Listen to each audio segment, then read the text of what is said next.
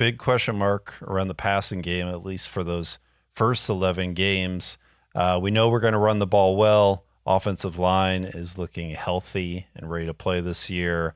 And the defense is looking great too. And we just saw the NFL top 100 named Myles Garrett, number 11, 5 Browns in the top 100. This has got to be one of the most talented Browns teams. This should be a year that the Browns peak. Drew, do you think, this should be the year, even though we're have the question marks around quarterback?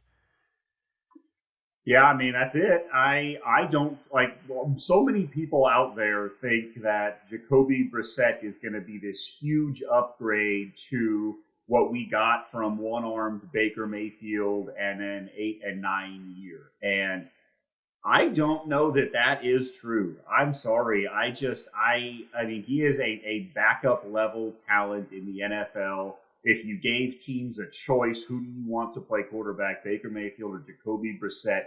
The vast majority of them are going to take Baker Mayfield.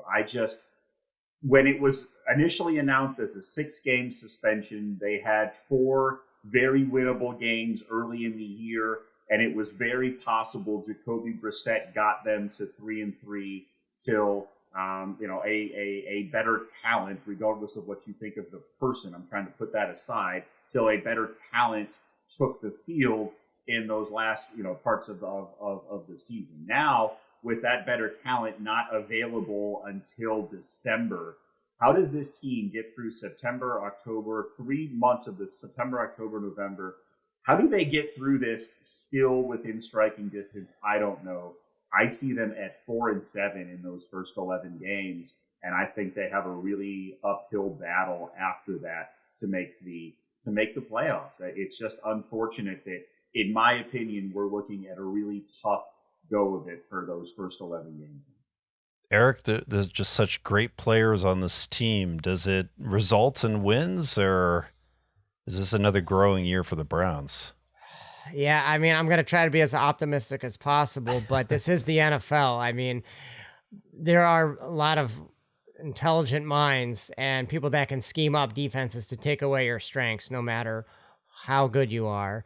And, to that point, Jacoby Brissett is, yes, historically a backup or a spot starter.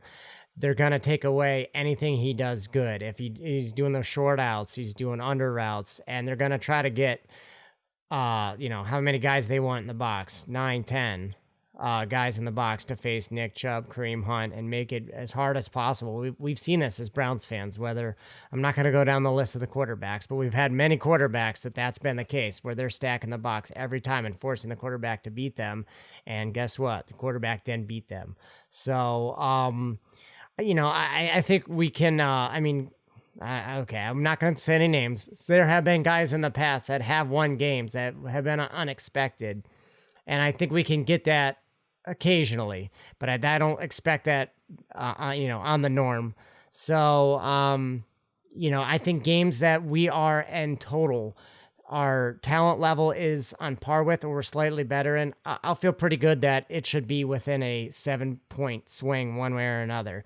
Teams that we are less talented than, or at a similar talent, I don't feel very confident. I feel like all they're going to need is one play at the end, and their guy's going to do it, and our guy didn't. And our guy last year didn't do it. But there are other aspects of the guy last year that could do things that our guy this year cannot do in Jacoby Brissett. So, again, maybe he plays his best 11 games. Maybe Stefanski puts him in the best position as possible. But, yeah, I also have a difficult time seeing a tremendous amount of success, especially starting in Game 5 after that less difficult first 4-game stretch. To your point, yeah, I looked at the roster, or I looked at the top 100 list, 5 guys, most talented I think we've been in since 1999. But this is a one kind of position game where that one guy is so important that it makes everything go.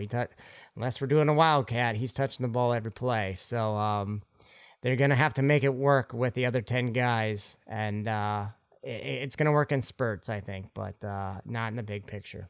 What are you setting the over/under at for wins? Oh, I'd probably put it at 8.5. 8.5. Drew, Yeah. what are you putting it at? I like 8.5. You like 8.5? Okay. Yeah, I like 8.5. I think that's about what Vegas has, and I think they can get to 9. There's a chance, an outside chance, they get hot when Deshaun comes back and they win a bunch of games. They go 5-1, and there's a chance that they get to maybe 10 wins that way. But that's about as optimistic as I'm going to be right now. It's going to be tough. Like, I want to be optimistic too and say Deshaun comes back, they get hot, and they might get into the playoffs. Deshaun has not played very much football, so he could come back and be cold. So we will see. I just want to see this. We will talk more about the Panthers, but this game against Baker, I do not want to have a disappointing week 1. Let's see what happens here. We're going to talk about it next week. Good to see you guys once again. Likewise. Yep, good seeing you. Welcome back, everyone.